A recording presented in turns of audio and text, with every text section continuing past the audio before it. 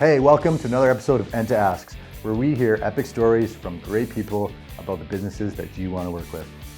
Click below and subscribe so you never miss an episode.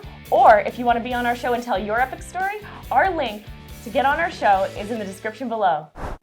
Hello and welcome to another episode of Enta Asks. I'm Adam Colazetti. And I'm Katelyn Bullock, and today we have with us Jeff Griffiths from Workforce Strategies International. He is the CCG, which stands for Chief Competency Geek. And I love it. We're geeks. Yeah. We love that. So let's geek out a little bit. We're going to geek out here. In the last episode, we talked about covert ops.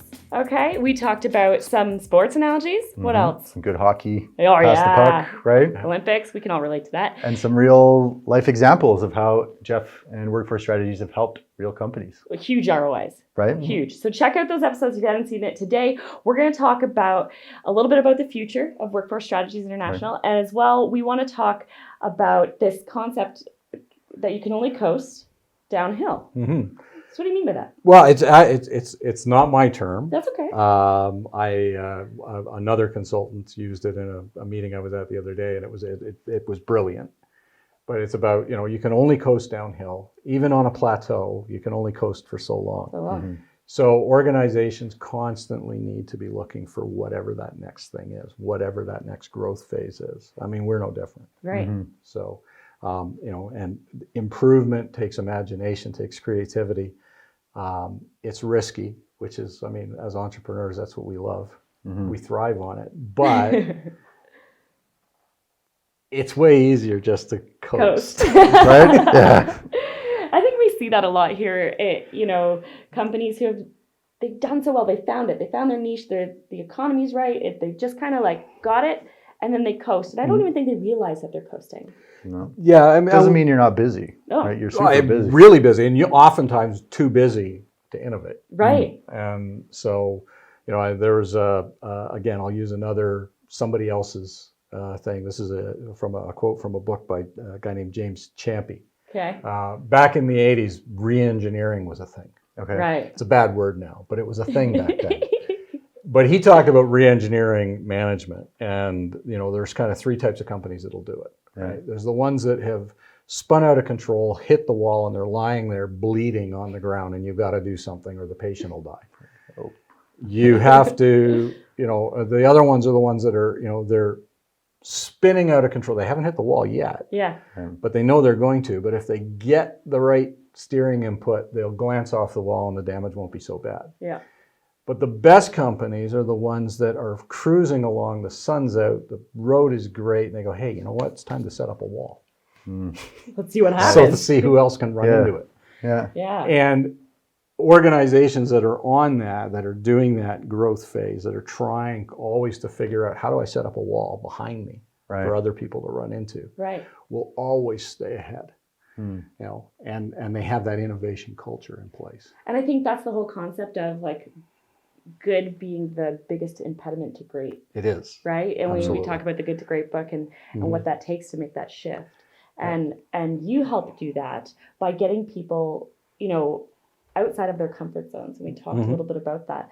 So how are you at Workforce Strategies? How are you guys getting outside of your comfort zone? Because you got to practice what you preach, right?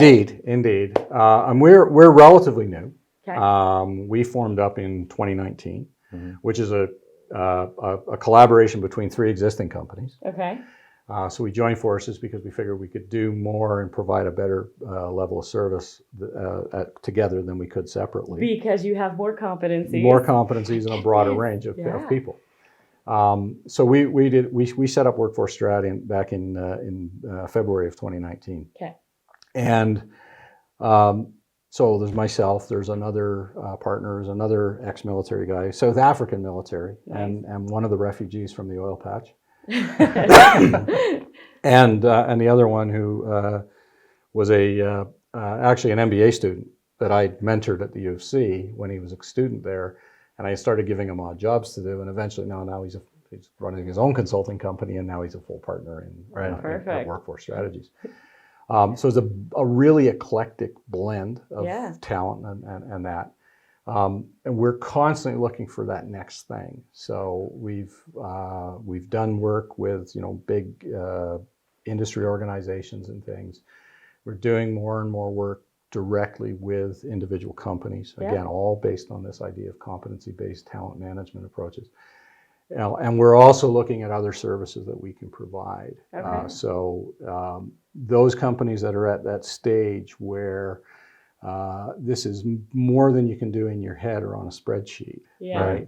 So we're creating alliances with a couple of different software companies now to offer those, active talent management, competency management systems, so they can then leverage the results in larger organizations. So that's our next thing, and we're moving into that this fall. Very cool. So you'll be ready this fall, or you're just, what phase are you in? We're kind of pre-launch right now. Okay. We expect that late fall or into the beginning of next year, we'll be ready to offer this service full blown to the industries.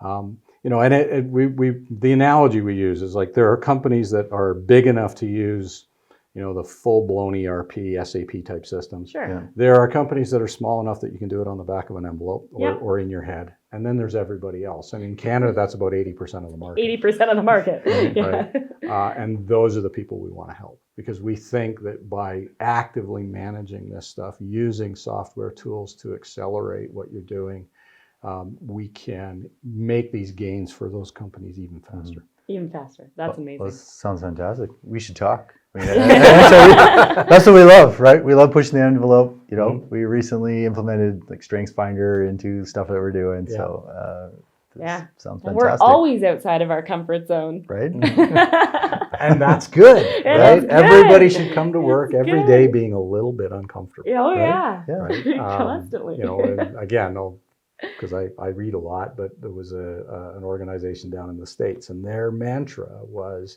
if you're 10 out of 10 in your performance review every year, well, you're in the wrong job. Right. And if you're comfortable being 10 out of 10, you're in the wrong company. So they want everybody every day to come in and look, what's that next step? How do I push myself? What am I going to learn today? And like I said, that's makes for a so much better place to work. Mm-hmm. That's funny because I really struggled not being 10 out of 10, right? Because I'm a bit of a perfectionist. I don't know if you knew that. No comment. So like that, for me as an employee, I'd be angry if I wasn't like perfect, but I should have been. You always got to be pushing outside that comfort zone, right? And growth comes when you step out of comfort, right? Nothing changes without stress. There's a line from the book Grit by Angela Duckworth, and she talks about everyone in her family has to have one hard thing. You have to have one hard thing. Doesn't matter what it is. You have to see it through to the end. It has to be really hard for you to do. Yeah, and the growth that comes out of that makes the next hard thing easy. Right. And it becomes a habit. That's why your second kid is, that doesn't translate. But I mean, it's again, we talked in one of the other episodes about this idea of the zone of proximal development. Yeah. If you can put your entire organization from the top to the bottom, always in that zone, the growth and, in terms of productivity, quality, competitiveness, profitability, and everything, it's logarithmic acceleration in that kind of an environment. And they don't have to be in that zone for every aspect of their job, right? Well, you don't want them to be. That's too much stress. No. Just one little tweak here, one little bit here, and you keep going. And the increments. Yeah, we looked at, Gallup does their surveys every year on employee engagement, and you look at those surveys, and and it's terrifying, right? 65-70% of people are not at work when they're at work. Yeah. They need a shed and an air conditioner. Right? Yeah, but we look at that and you cross-reference those numbers against where people are, and the people who are least engaged at work are young kids with lots of education, because they come to work and no one makes them use their heads. Right. And the people who are most engaged at work are people with potentially less education, but are having to stretch and learn every day. Right. So it's constant putting people into that position with the support structure around them. It's not sink or swim. Yeah. But allowing them to learn their way to solutions as an organization drives organizational performance. And if you want, people always talk about how do you engage the millennials?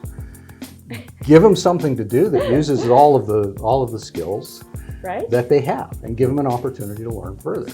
Right? And so we're trying to do that ourselves internally with our companies. I said in one of the episodes, I have a coach. Yeah. My coach has a coach. My coach's coach has a coach. We're always trying to push that envelope. We want to bring people in who are good and help them become better. Yeah.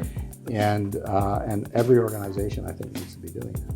And when you do that, it's fun coming to work. Awesome. I love that. So we have talked about so much through all of these episodes, and we really appreciate your time. We're looking forward to this software solution that comes and even accelerates even further. Right? You're the first accelerant. You guys are coming up with another one. That's amazing. How can companies get a hold of you? Directly through our website at workforcestrat.com. Or they can email me, jeff@workforcestrat.com, and we'd be glad to carry on the conversation. Awesome. Well, guys, it's time to amplify your results. Click below, contact Jeff, and we'll talk to you next time. Thanks, everybody. Oh, can I get a mic drop? That was so Epic. Join us next time on Enta Asks.